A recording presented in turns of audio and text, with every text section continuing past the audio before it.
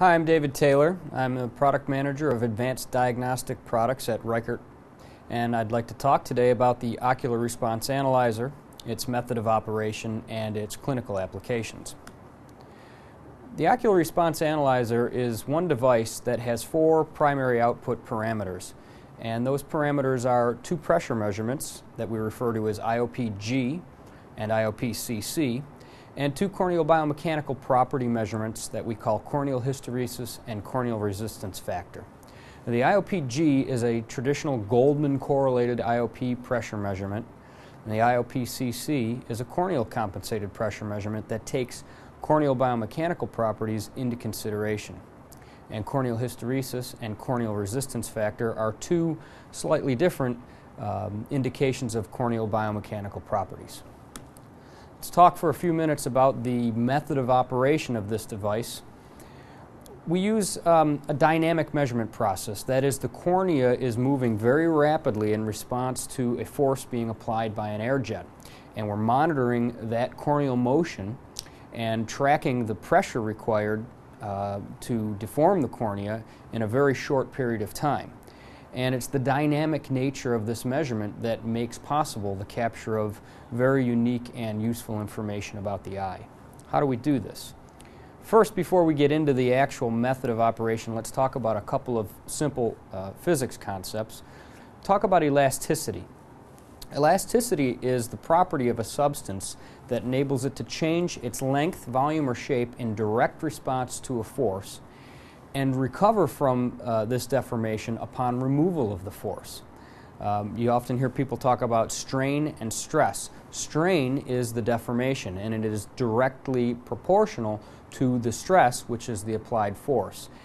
When you're talking about a material or a system that has elastic properties, this elastic response is independent of the length of time or the rate at which the force is being applied. Let's talk for a second about a spring. If you had a coil spring and you were to compress it halfway, you could measure the force required to hold it at that halfway point.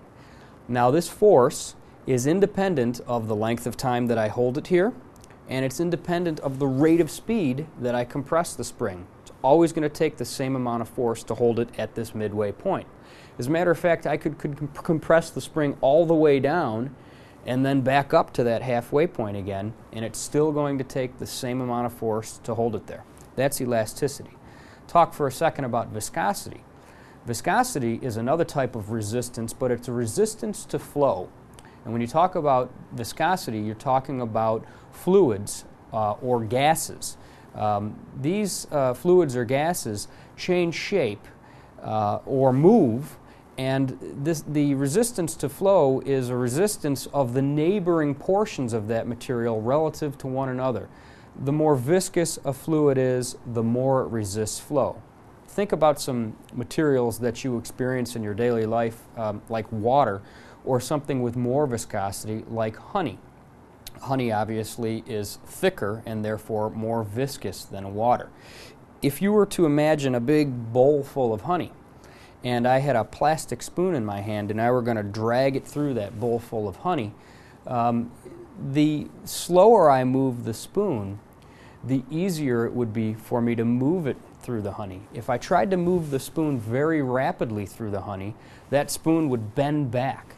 That's because when you're dealing with a viscous material, the resistance to the applied force, my motion of the spoon through the honey, depends primarily on the rate of application of force. So this is different from elasticity.